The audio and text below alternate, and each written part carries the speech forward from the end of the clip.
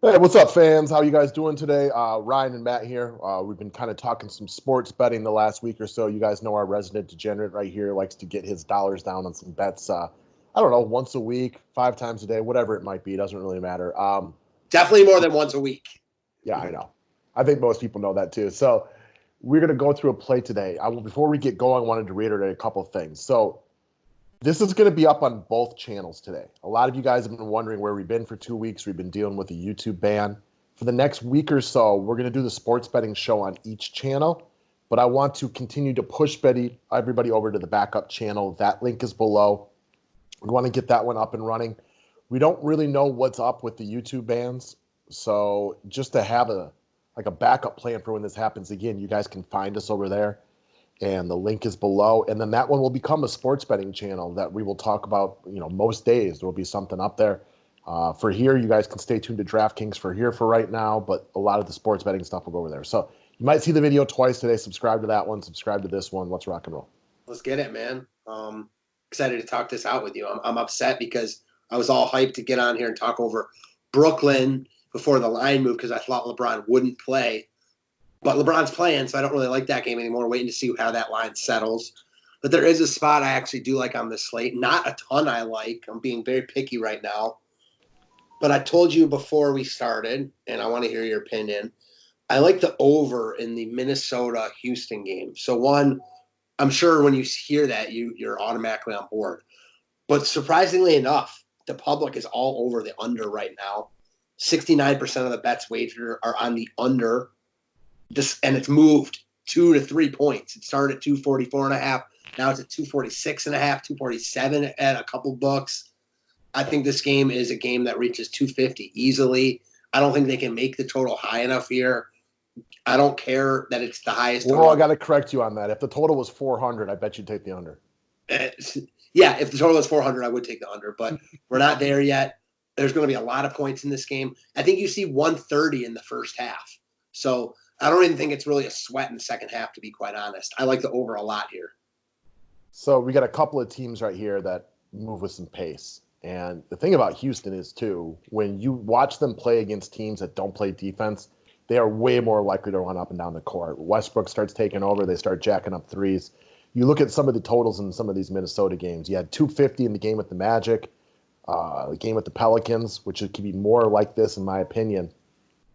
We had a total 273, 260 against the Magic again. Against the Heat, another slow-moving team, we are up into the 250s. Mavericks up into the 260s, 244 against the Nuggets, 244 against the Celtics. I mean, these aren't even teams that want to run as much as Houston does. So you're seeing some massive totals when it comes to Minnesota, who can put the ball in the basket, but quite frankly, can't stop anybody. You talk a lot. You tell me a lot. You've been telling me this for years. It seems like it doesn't matter what sharp money's on. Like, who do you like? And I like the over here. And I don't like it because the sharp, money's on it. But that helps. That's just another thing that cements it for me. So I think it's a strong play. It's my favorite play on the board tonight. I think you see a lot of points. I could see Houston scoring like 80 points in the first half. I can see 85. Yeah, I mean, same. So you get something like that, and it'll be a code easy over. See, even though it's so high, because it's so high, people automatically think it's going to be under because they see close to 250. Like I said, for relative purposes, they cannot make this total high enough as far as I'm concerned. Another side note on that is going to be is you don't like overs. And so when I tell people when we're talking MLB DFS that you're all in on Coors, that should tell you something because you hate Coors Field. Like you are like contrarian to the core. And that's where it goes back to that sharp money thing that you like to be contrarian sometimes just to be contrarian. But this is a spot where you almost never like the over. So it should tell you a little bit. Yeah, exactly. I love contrarian overs. Spots where public loves the unders. They don't happen all that often. You have it here in the highest total of the night. I think this game hits 260. So let's roll.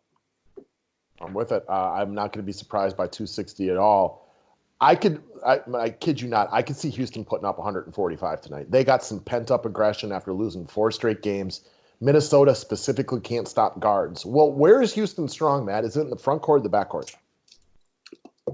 Definitely not the front court. Yeah, because they don't even have a front court. It's all guards, right? Like they have literally all backcourt players, and then PJ Tucker and Robert Covington pretending like they're centers and power forwards. So like Minnesota's weakness lines up terribly to stop a Houston team right now. A Houston team that has lost four straight, that didn't play yesterday. Neither of these teams played yesterday, so they're not a step tired or anything like that. I don't think there's. I'm with you on the over on this one. I think this game goes off tonight. And Minnesota can score too. Yeah. Like they did not play a great game against New Orleans on Sunday. They missed a ton of shots at the rim. I mean, the game was still really high scoring. Like they can score. They got a bunch of guys that are good offensively and not great defensively, at least yet, or they'll never be. I mean, four guys that I'm thinking of right off the bat: Russell, Beasley, Hernan Gomez, and Naz Reid are all much better offensively than defensively right now, tomorrow, in the future, whatever. At least right now. Do you agree? The only one in that group I could ever see being good defensively is Naz Reid. Exactly. The other three, and they're good offensively. It's not like they're okay. So yeah, I love the over here. They got a lot of Jabari Parker in them, right? They can all put the ball in the basket, but they have no inkling to play defense. Mm-hmm. So, all right, I'm with it on this one, guys.